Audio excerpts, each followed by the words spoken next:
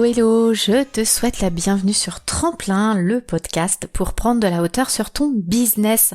Toi qui es entrepreneur ou dirigeant d'entreprise, je te partage ici des clés pour structurer et optimiser ton marketing ou ta communication, mais pas que. Sur ce podcast, nous parlons aussi d'entrepreneuriat, de charge mentale, de productivité, bref, plein de conseils pour avancer et se développer sereinement, que ce soit à titre professionnel ou personnel. Ici Karine Vaca, à mon compte depuis presque 15 ans, je dirige l'agence 321 IDCOM, spécialisée en événementiel, et en parallèle, je suis formatrice chez Comco Academy, qui aide les entrepreneurs à structurer leur marketing communication et leur business en général pour plus de fluidité et moins de stress au quotidien. Alors, mets-toi à l'aise et c'est parti! Nous allons donc voir aujourd'hui pourquoi déterminer ton prospect idéal est vraiment important pour ton business et surtout comment le faire rapidement pour que tu comprennes en fait l'esprit de l'exercice. Donc tu vas voir en fait qu'il est vraiment nécessaire de bien étudier son prospect idéal, qu'on appelle aussi souvent client idéal, qu'on appelle avatar. Tout ça, ça désigne exactement la même chose. Et grâce à ça, tu vas voir que tu vas pouvoir mieux performer dans ton business. Et à nouveau, comme on l'avait déjà dit, comme on l'avait évoqué dans un précédent épisode de ce podcast, faire ce travail, c'est absolument pas une question de manipulation, c'est une question d'affiner la manière dont tu parles à ton prospect pour qu'il se sente reconnu. Mercredi, justement, on parlait séduction, puisque quand tu vas à un rendez-vous client, alors je te parlais à l'époque de rendez-vous galant, mais on va se focaliser sur le professionnel, donc plutôt quand tu vas à un rendez-vous client en physique, ou même si tu vas à un entretien d'embauche qui reste professionnel, a priori tu vas préparer ton rendez-vous, tu vas adapter ton discours, tu vas leur dire ce qu'ils ont envie d'entendre, en gros tu passes un peu à l'opération séduction pour convaincre que c'est toi qu'il faut choisir et pas quelqu'un d'autre. Et bien en fait il faut se mettre en tête que quand tu parles à ton prospect idéal, que ça soit sur une plaquette, sur les réseaux sociaux ou ailleurs, et tu dois te mettre exactement dans cette même posture que pour un rendez-vous physique.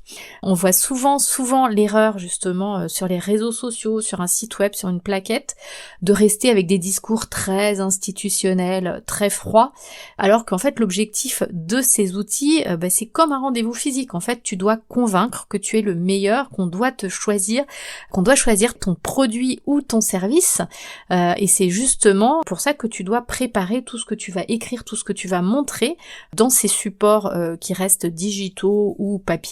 Tu dois les préparer comme tu dois préparer ton discours pour un rendez-vous physique. Donc voilà, c'était vraiment pour que tu puisses comprendre. Donc on attaque ce sujet juste après cette petite pause.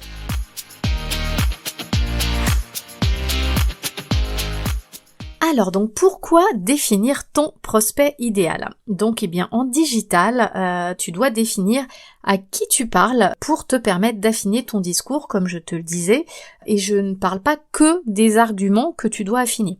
Par exemple, tu choisiras si tu utilises le tu ou le vous en fonction de ton prospect.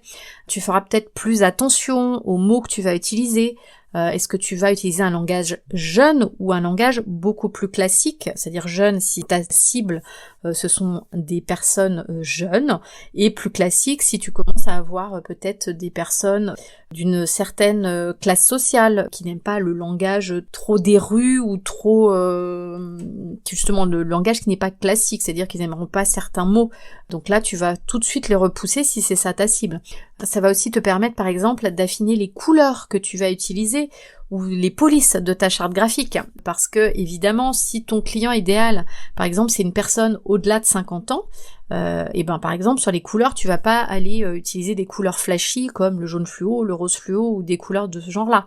Pareil pour ta police, donc ton écriture, tu vas pas aller choisir une police qui est ultra manuscrite et qu'il faut essayer de décrypter. Ce sont peut-être des personnes avec des lunettes, donc ils vont être obligés de faire un gros effort pour arriver à te lire. Ça c'est vraiment une erreur classique qu'on voit. Et puis bien évidemment, penser à ton client idéal, ça va aussi t'aider à affiner bien évidemment ton produit ou ton service. Donc pour bien comprendre avec justement une pratique du client idéal poussée à l'extrême, donc je vais vous donner un exemple et pour le coup ça leur a vraiment amené pas mal d'ennuis parce qu'ils l'ont vraiment beaucoup trop poussé. C'est une marque qui s'appelle Abercrombie, donc vous avez peut-être déjà entendu parler d'eux, en fait qui communiquait exclusivement pour vendre leurs produits à des personnes jeunes, beaux, grands, minces. C'est exactement ce qu'on voyait sur les photos, donc jusqu'ici vous allez me dire bah oui sur les photos toutes les marques de mode utilisent de jolis mannequins beaux, grands, minces, même si ça change un petit peu, mais en tous les cas jusqu'ici il n'y avait rien d'exceptionnel, donc leur site, leurs réseaux sociaux, les affiches, tout ça reflétait ces personnes qui étaient leur client idéal. Sauf qu'en fait ils sont allés beaucoup plus loin dans la démarche que la plupart des autres marques qui font ça au niveau image, mais en boutique, vous allez trouver des vêtements pour tout le monde. Vous allez trouver n'importe qui va vous renseigner en boutique. Eux, ils sont allés beaucoup plus loin, c'est-à-dire qu'en boutique, ils ne recrutaient du personnel uniquement que sur leur physique. Si la personne n'était pas une belle personne, grand, mince, qui répondait à tous les critères idéaux de la mode, en fait, ils le recrutaient pas. Pareil, vous ne pouviez pas trouver en fait de grande taille dans leur boutique, c'est-à-dire que si vous étiez grande taille, vous alliez pas chez Abercrombie parce que ça n'existait pas. Donc ils vendaient quand même très bien, sauf que naturellement toutes les personnes qui se sont senties exclues ont commencé à se plaindre. Donc du coup ils ont eu un peu cette image controversée qui a commencé en fait à les desservir parce que effectivement ils ont été, et c'est complètement normal, accusés de pratiques totalement excluantes et discriminatoires. Donc maintenant ils ont des nouveaux dirigeants qui tentent effectivement de retravailler tout ça, d'élargir à nouveau l'audience, d'appliquer justement des critères beaucoup plus inclusifs, que ça soit sur les photos, donc on voit pas que des belles personnes, grandes et minces. Pareil, le personnel en boutique maintenant n'est plus exclusivement recruté sur les physiques, ils doivent recruter tout et n'importe qui sur la base de effectivement leurs compétences et absolument pas sur leur physique. Maintenant on trouve des grandes tailles chez eux. Donc maintenant ils font tout pour corriger, mais ça reste compliqué parce que cette image qu'ils avaient reste là, elle reste quand même ancrée et du coup c'est un gros travail pour corriger. Donc effectivement c'est vraiment pour comprendre que le prospect idéal c'est important, mais il faut quand même pas aller le décliner sur autant de choses qu'effectivement juridiquement vous pouvez aller très loin. Alors je ne suis pas juriste, mais en tous les cas il faut vraiment faire attention de la manière dont on imagine ces produits, ces services et de la manière dont on va communiquer. Donc voilà, c'est vraiment juste pour la petite aparté et il faut vraiment rester inclusif, c'est-à-dire que tout le monde doit être concerné par vos services, vos produits et également du coup dans votre communication, ça doit refléter ça. Donc qu'est-ce que ça va te permettre du coup d'avoir un client ou un prospect idéal en tête et de travailler le discours, de travailler l'image et vraiment pour rentrer dans l'opération séduction comme je te disais, comme quand tu vas dans un rendez-vous physique professionnel. Donc le but en fait c'est d'attirer donc en digital attirer du trafic, donc tes fameux prospects. Mais à ce stade-là, en fait, il faut se dire que s'ils ne font que passer et qu'ils repartent, c'est difficile de lier un contact parce que tu n'es pas sûr qu'ils reviennent. Donc il faut arriver dans ton site, sur tes réseaux, à arriver en fait à le convertir dans ce qu'on appelle un lead, c'est-à-dire en fait arriver à récupérer un email, c'est ce qui est le mieux, ou un téléphone pour que tu sois en possession en fait de quelque chose pour pouvoir les contacter de manière récurrente, même s'ils partent de ton site. C'est un peu comme en physique, une fois que tu as eu un entretien, tu as le téléphone, tu as le mail de la personne, tu peux nouer contact, tu peux le relancer, tu peux faire plein de choses. Si la personne elle fait que passer sur ton site et que tu n'as rien pour la contacter, en fait ça ne te sert à rien, ce n'est pas un lead. Et alors bien évidemment, dans la chose que tu vas leur proposer pour récupérer des emails, c'est bien évidemment en rapport avec ton sujet, sinon ça ne fonctionne pas. Une fois effectivement que tu les contactes, tu envoies des mails à ce lead, tu vas essayer de le transformer en client grâce à un produit ou un service qui va leur parler. Donc le discours aussi à ce moment-là, ton discours de vente doit leur parler pour que justement tu puisses le transformer de lead à client. Et la dernière chose aussi que ton discours qui est dirigé prospect client, à quoi il va servir, c'est aussi fidéliser ses clients.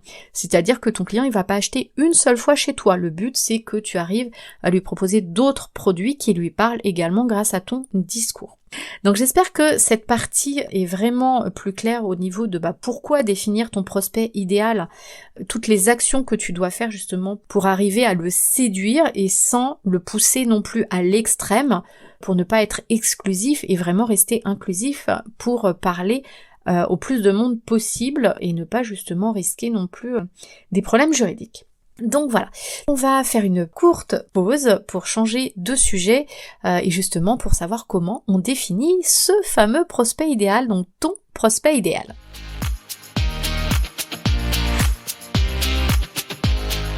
Alors, donc nous revoilà, donc il y a plusieurs choses à arrêter pour définir ce fameux prospect idéal pour que toi, tu arrives vraiment à affiner toutes tes actions de communication autour de ce schéma, de ce prospect, de, comment on peut appeler ça, comme un tableau, on peut appeler ça, pour que ça soit plus clair pour toi, tu vas définir ton prospect idéal, tu vas définir une fiche, allez, on va dire une fiche prospect, un tableau.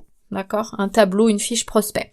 Donc il y a plusieurs choses à arrêter pour arriver à faire cet exercice de tableau, de fiche prospect, et tu vas souvent le faire par rapport à ton offre produit, donc par rapport à une offre produit ou une offre service. Donc une offre égale un prospect idéal. Tu n'as pas un prospect idéal par rapport à ta marque, sauf si tous tes produits ont exactement la même cible, mais c'est quand même assez rare. Donc si tous tes produits ont la même cible, ta marque aura une seule cible et tu fais le travail une seule fois. Si tu déclines tes offres ou tes services par rapport à une cible, il faudra vraiment refaire le travail à chaque fois pour que effectivement les discours de vente, notamment tes discours de séduction, soient adaptés aux produits ou aux services que tu vends. Je voudrais faire également une petite aparté sur le fait que tu peux aussi segmenter tes clients sur une même offre, produit ou service, puisque une même offre peut bien évidemment convenir à 2 ou 3 publics différents. Donc en fait la segmentation client ou prospect, consiste en fait à découper ton public cible en groupes homogènes pour pouvoir décliner ensuite ta communication. Parce que tu te doutes bien que du coup, tu as compris que si tu as un prospect, tu as un certain discours, et si tu en as un autre, tu as un autre discours. Donc si tu as un même produit avec 2 publics différents, forcément tu auras 2 types de communication différentes adaptées à ces 2 publics. Donc il te faut identifier en fait ces groupes qui ont vraiment des attentes différentes.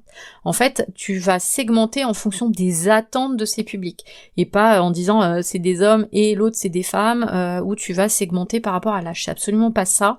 Tu segmentes tes groupes en fonction des attentes de ces personnes. Tu vas comprendre, je vais te donner un exemple juste après. Et du coup, en fonction des attentes, tu n'auras pas les mêmes messages marketing, enfin les mêmes messages dans ta communication. Donc cela peut être dans tes futurs clients, effectivement, on a souvent tendance à penser utilisateur et on a tendance à oublier en fait le prescripteur ou l'acheteur. Parce que souvent dans nos discours ils sont branchés utilisateurs, sauf que par exemple souvent, je vais prendre un exemple qui va te parler, dans les produits d'éducation pour les jeunes publics, par exemple le soutien scolaire au collège, l'utilisateur ça va être effectivement le collégien, mais le prescripteur et l'acheteur sont souvent les parents. Le prescripteur, ça pourrait être aussi l'établissement, c'est-à-dire le collège. Donc par exemple le collège qui va proposer ton offre de cours de soutien à l'acheteur qui est les parents, et peut-être que aussi l'utilisateur qui est l'élève, lui aussi peut être intéressé parce que tu vas aussi lui faire un discours de vente et il va dire ah ouais mais ça effectivement ça me permettrait d'avoir tel et tel truc, j'en parle à mes parents. Le collège qui est prescripteur va peut-être effectivement dire aux élèves, donc à l'utilisateur d'en parler à leurs parents, ou il va parler aux parents, c'est-à-dire à l'acheteur directement. Donc fait vraiment aussi selon les produits se dire est-ce que mon utilisateur est mon acheteur et est-ce que je peux avoir des prescripteurs, et auquel cas vous allez avoir différents messages à ces différentes cibles. Et ensuite au niveau si vous avez effectivement par exemple que des utilisateurs acheteurs, il faut pas segmenter pour segmenter. Le critère vraiment qui va partager votre cible doit être suffisamment déterminant, c'est ce que je vous disais. C'est vraiment ça qui va déterminer vos messages marketing. Et en fait, il faut se dire quand vous faites votre segmentation, le critère doit être suffisamment clair pour qu'une personne n'appartienne qu'à un seul segment. Si vous avez un cas où vous avez une personne qui appartient à plusieurs segments, c'est que la segmentation n'a pas été assez réfléchie, donc il faut la continuer. Ce segment ensuite doit pouvoir être une cible pour votre communication. Donc souvent, ce critère en question, c'est un critère socio-démographique ou économique, mais ça peut être aussi une personnalité, ça peut être un style de vie ou un style de comportement. C'est ça souvent qui va vous faire segmenter votre cible. Je vous donne un exemple, par exemple un fabricant de logiciels de comptabilité, il y a très longtemps en fait, qui n'arrivait pas à vendre son logiciel. Parce que vous êtes d'accord, un logiciel de comptabilité, n'importe qui peut l'utiliser. Là, c'était destiné aux PME, donc vraiment, ils pouvaient le vendre à n'importe qui. Sauf qu'en fait, c'est souvent, je vous l'ai déjà dit, quand on vend à tout le monde, on vend à personne, et du coup, son discours, il était beaucoup trop neutre, trop généraliste, et du coup, personne ne se reconnaissait dans ce discours. Donc, il s'est dit, mais qu'est-ce que je pourrais bien faire pour convaincre, en fait? Et il s'est dit que pour être plus convaincant auprès de ses différents clients, il allait segmenter son marché. Et il l'a segmenté comment? Il l'a segmenté par rapport aux activités de ses clients pour pouvoir en fait mieux communiquer sur chacun de ces types de clients. Donc il s'est dit, allez, j'oublie ma communication généraliste pour les TPE, PME, j'ai un super logiciel de compta, et je vais faire quelque chose de beaucoup plus spécifique. Donc il a gardé son produit, ça lui a rien changé, c'est juste que dans sa communication, il a utilisé des visuels différents. Donc sa première com, c'était, j'ai un super logiciel de comptabilité pour les TPE qui sont des cabinets dentaires. Donc en fait, sur sa photo, c'était marqué logiciel spécial cabinet dentaire. Il a communiqué, il a vendu. Ensuite, il s'est dit, allez, je fais un logiciel de comptabilité pour les thérapeutes. Il a changé de visuel, ça a fonctionné. Ensuite, il a fait un logiciel pour les plombiers. Donc effectivement, il a communiqué la nouvelle photo, logiciel pour les entreprises de plomberie. Ça a marché. Et ensuite, il a fait logiciel pour les boulangers, et ainsi de suite, ainsi de suite. La seule chose qu'il a fait, il a absolument pas changé son produit. Il a juste changé, en fait, sur sa page de vente, la photo ou le titre, il y avait marqué plombier, boulanger, thérapeute, la photo, des photos effectivement qui illustrent les activités, et puis après il a changé, il a distillé 2-3 mots pour que le plombier se reconnaisse dans sa page de vente, que le thérapeute se reconnaisse dans sa page de vente, que le boulanger se reconnaisse dans sa page de vente. Et bingo, en fait, à chaque fois qu'un boulanger arrivait sur nouveau logiciel de comptabilité pour les boulangeries, ah ouais, ça c'est super, c'est pour moi, j'achète. Et pourtant son produit ne l'a pas touché. Donc il a segmenté lui en fonction de l'activité de ses clients, et ça a bien évidemment cartonné au niveau des ventes qui ont totalement explosé, car chacun de ces activités en fait s'est senti concerné. Donc là, il a juste segmenté de manière très maligne, puisque son logiciel s'adressait effectivement à tout le monde, et c'était vrai, mais les personnes du coup ne se sentaient pas concernées. C'était une bonne manière de segmenter son marché. Donc il avait bien, comme je vous l'ai dit, chaque personne ne se reconnaissait que dans un segment, sa communication s'est adaptée à son segment, et il a vendu le même produit à tout le monde, mais avec une communication différente. Donc c'est pour ça que c'est vraiment important de savoir à qui son produit ou son service s'adresse, et que arriver à le segmenter suffisamment de manière fine en fait pour arriver à construire vos communications et à vendre mieux aussi. Donc ce qu'il faut que vous regardiez en gros pour réfléchir à ce fameux prospect idéal, c'est souvent sa tranche d'âge, si c'est un homme, une femme, son emploi, sa situation professionnelle, son niveau de scolarité, d'études, ses revenus également, sa journée type, ça peut vous aider aussi pour savoir ses occupations. Quand vous ferez de la pub, ça va vous aider en fait à cibler, si vous savez que votre prospect cible fait souvent les mêmes activités, je sais pas si c'est un grand sportif, vous pourrez cibler au niveau pub les sportifs, ça va vous aider à ce niveau-là. Vous allez toujours par rapport à votre produit, vous poser les questions, c'est quoi ses défis dans la vie, à quoi il tient plus, ça peut être sa liberté, le fait d'être très organisé, où est-ce qu'il va chercher l'information, est-ce que c'est dans les livres, dans les sites web, tout ça pareil, ça va vous aider à savoir quelles bonnes actions de communication vous devez faire, quels sont ses goûts, ça va vous aider pareil sur les photos, sur les couleurs, sur la manière dont vous allez lui parler, c'est quoi ses problèmes, donc par rapport bien évidemment à votre produit, donc ça va vous aider à dire t'as tel problème, moi j'ai la solution, ça va te permettre d'arriver à telle chose. Donc voilà, c'est vraiment à ça que ça va vous servir d'analyser ses problèmes et ce à quoi il aspire. C'est vraiment pour construire par rapport à votre produit, construire vos discours dans votre page de vente ou dans vos plaquettes ou sur vos réseaux sociaux. Et vraiment, par rapport à l'offre vraiment produit, il faut réfléchir en fait où le prospect peut voir ton offre, et c'est ce discours-là en fait que vous allez adapter. quelle est sa relation avec tes produits ou avec tes services en ce moment même en fait. Est-ce que vous les prenez au stade totalement débutant ou c'est quelqu'un en fait qui a déjà réfléchi au problème et qui va directement taper son problème dans Google et à ce moment-là vous allez ressortir. Ou alors est-ce que c'est quelqu'un qui a même pas conscience qu'il a un problème? Donc là c'est encore plus compliqué, ça demande un petit peu plus de réflexion. Et justement, s'il a conscience du problème, c'est quoi son plus grand besoin? Est-ce que votre produit, en fait, y répond? Donc ça, c'est vraiment ultra important. À qui ou à quoi il va s'identifier le plus pour que vous puissiez l'emmener peut-être, si c'est un produit notamment dans la formation, si c'est un produit vraiment transformant, à qui il a envie de s'identifier. Est-ce que vous pouvez pas utiliser cette figure pour dire vous pouvez ressembler à telle personne parce que mon produit il permet ça, ça et ça. Si c'est un produit physique, vous devez lui montrer en fait quelles sont les choses au quotidien que ça va lui amener.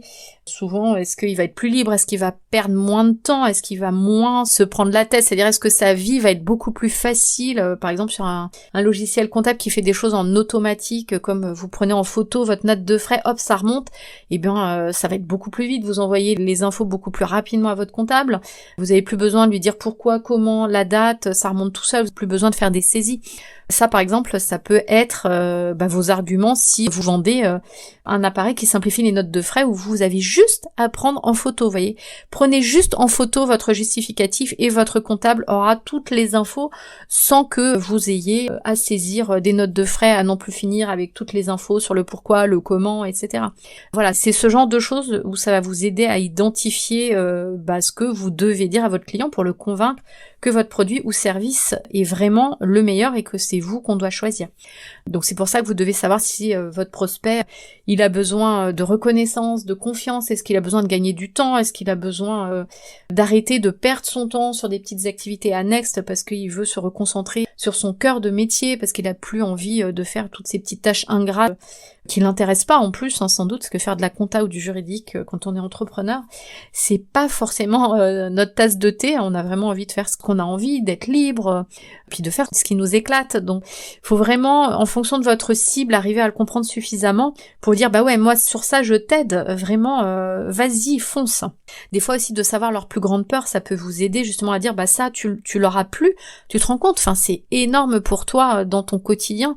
T'auras plus peur de tel truc, t'arrêteras de gaspiller du temps, t'arrêteras de passer 3 jours sur ta compta de notes de frais, ça va te prendre 2 minutes au moment où tu vas en déjeuner, tu prends ton ticket et c'est fini. Vraiment, essayez de les comprendre, de savoir quels problèmes ils veulent résoudre avec votre produit et votre service, pour vraiment affiner vos textes et avoir les bons arguments. Et souvent, si vous avez l'occasion, commencez au début à essayer d'avoir vos prospects et surtout vos clients en ligne pour savoir pourquoi ils sont venus chez vous, pourquoi ils s'identifiaient chez vous, vraiment arriver à avoir ce portrait robot. Voilà, c'était ça le mot que je cherchais au début.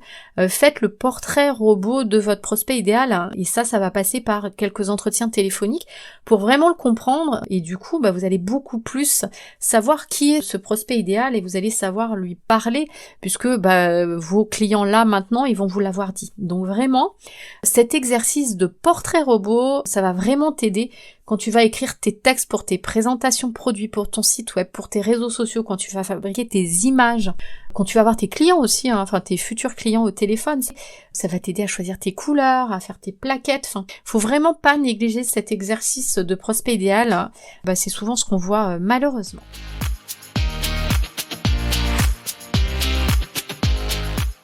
Alors, et nous allons finir par un petit résumé des points principaux que nous venons de voir. Donc, comme je te le disais, il est vraiment important de faire l'exercice pour préparer ta communication, comme tu le ferais pour un vrai rendez-vous physique avec quelqu'un que tu auras en face de toi. Parce que, à nouveau, j'insiste, mais ça fonctionne exactement pareil, sauf que vous n'êtes pas là. Donc, c'est encore plus important d'utiliser les bons mots, d'avoir les bons codes, les bonnes photos, pour que ça soit aussi efficace qu'avec un rendez-vous en présentiel. Toutes vos actions digitales sur les réseaux, sur votre site web, même sur des plaquettes, sur ce que vous voulez, doit arriver au même résultat que si vous aviez un rendez-vous physique. Et c'est pour ça, comme la personne n'est pas en face de vous, que vous devez être le plus complet possible quand vous êtes à l'écrit. Donc ne négligez pas toutes les questions qu'on a vues pour vraiment rédiger un vrai portrait robot de ce prospect idéal. Et c'est en fonction de ça que vous allez pouvoir affiner toutes vos actions de communication, quel que soit le support, donc comme je le disais, en digital ou pas. Il y a sans doute de grandes chances, si vous vous posez pour faire ce portrait robot, que votre produit ou votre service était conçu instinctivement, c'est-à-dire que vous l'aviez en tâche de fond dans votre cerveau, ce prospect idéal, et votre produit ou votre service a été conçu pour quelqu'un sans que tu t'en rendes compte. Là, faut juste souvent que tu te poses et que tu fasses ce portrait robot de prospect idéal pour savoir clairement à qui tu t'adresses. Mais il y a vraiment de grandes chances que tu l'aies fait de manière totalement instinctive. Il faut juste que tu te poses et que tu mettes à plat en fait qui est ce client, ce prospect idéal, cet avatar, cette cible, et en quoi ton produit et ton service répond à ses problèmes, à ses aspirations, en quoi tu réponds à ses besoins, quelle est la transformation que tu vas lui proposer, à quoi il va arriver avec ton produit ou ton service, c'est quoi le plus grand rêve qu'il va réussir à accomplir grâce à toi, grâce à ton service ou ton produit. Qu'est-ce que tu vas lui apporter? C'est vraiment ça que toi tu dois arriver à mettre concrètement sur le papier pour arriver vraiment tout décliner au niveau de ta communication. Donc quand tu réfléchis, quand tu achètes en fait par exemple un aspirateur, et pourtant c'est juste un aspirateur, tu iras voir par curiosité, ou même le moindre produit basique, même une calculatrice, tu verras, on va te décrire tout ce que ça va t'apporter au niveau de l'utilisation. On va te présenter la calculatrice, à quel point elle est belle, justement les calculatrices à grosses touches, parce que t'es peut-être âgé et que t'as besoin de voir les gros chiffres. On va te le dire, hein. Tu l'as peut-être pas fait attention, mais essaie d'analyser 2-3 fiches descriptives. On va te montrer si c'est un produit, tout le descriptif, il est fait pour séduire une certaine personne et pas n'importe qui. Pareil, les photos vont montrer les choses pour aller dans cette même direction, les discours, les descriptifs en plus, même écrits, vont aller dans ce sens-là. Va le voir, tu vas vraiment être étonné, je pense que tu l'as peut-être pas fait attention. Tu vas voir même pour les calculatrices, les téléphones, tu iras voir. Et donc du coup, tout ça pour te dire, n'hésite pas toi aussi à le faire, à aller à ce degré de détail, de descriptif produit, de descriptif service, de décrire la transformation, le avant et le après. C'est vraiment ultra important, et toutes tes communications, qu'elles soient digitales ou pas, doivent vraiment être déclinées pour satisfaire à tous ces points, et vraiment passe tout au crible, décris tout, que ça soit le descriptif technique de ton produit ou la transformation que ça va apporter. Donc voilà, écoute, j'espère que c'est beaucoup plus clair sur ce que tu dois faire au niveau justement de ce fameux prospect idéal qui, en conclusion, est vraiment ton meilleur allié pour définir tes discours, ton produit, ton service et également toute ta communication.